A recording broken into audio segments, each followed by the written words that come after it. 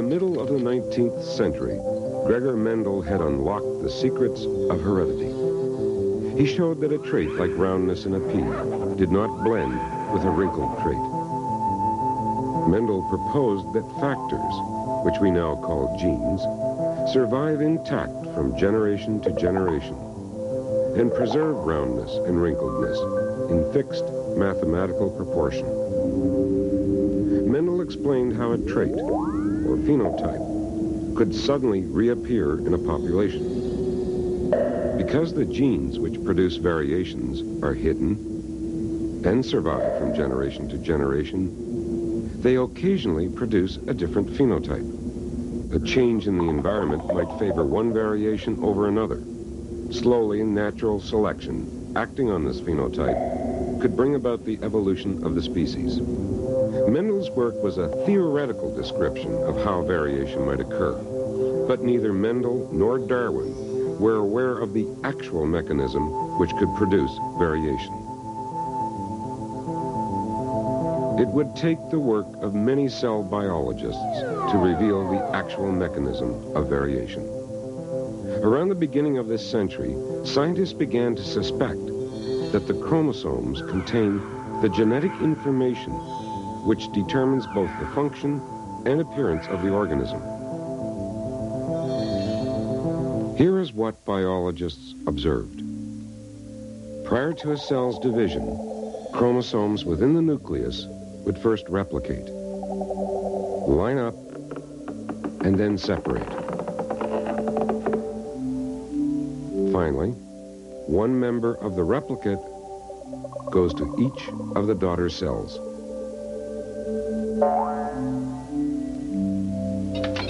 This process is called mitosis. While this method of cell reproduction guarantees continuity, mitosis certainly doesn't provide the variation necessary to fuel evolution. Possessing the identical genetic material of the parent, the offspring would remain mere copies of the parent. In terms of evolution, mitosis is a relatively blind end.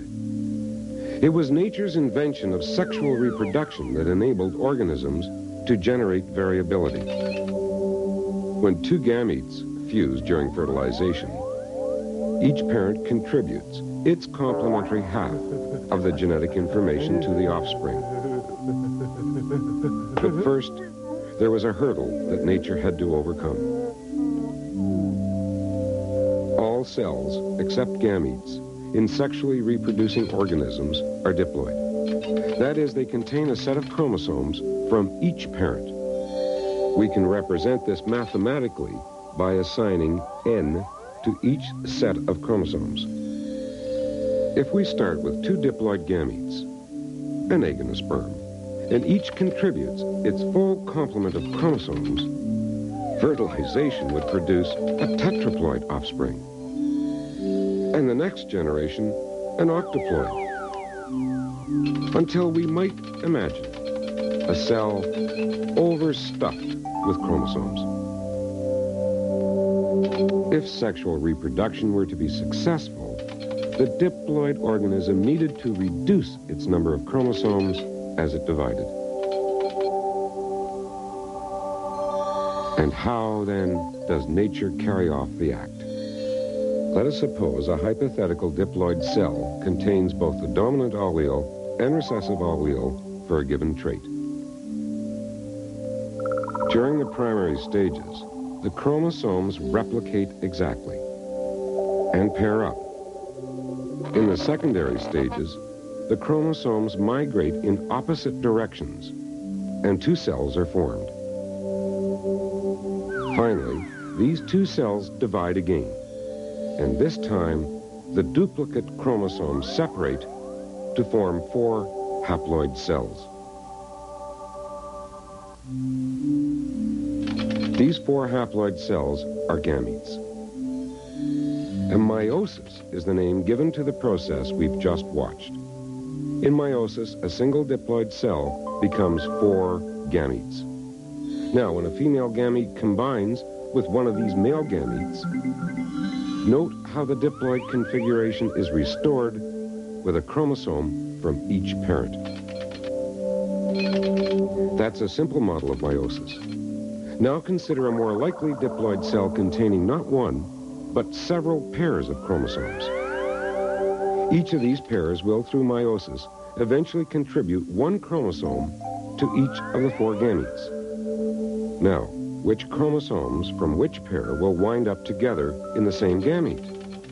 Impossible to tell, because meiosis, like a giant slot machine, selects them by random assortment.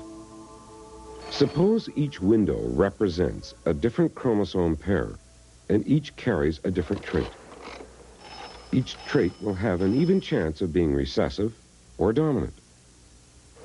Crank the random generator.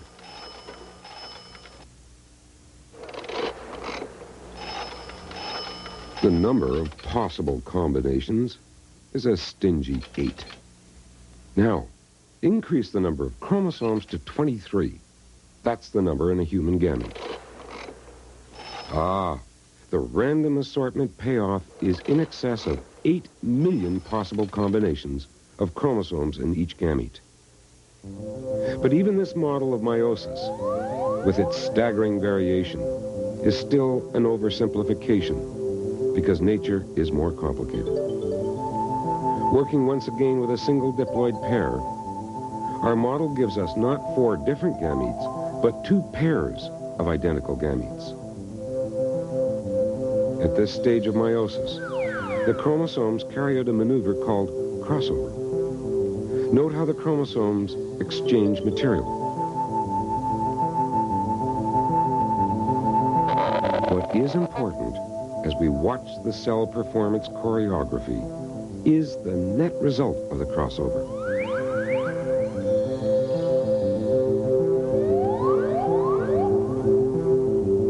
Not 2, but 4 distinct haploids, even more variation. Crossover and random assortment produce mind-boggling variation. The human zygote has 46 chromosomes, and by conservative estimates, 10,000 genes on each chromosome.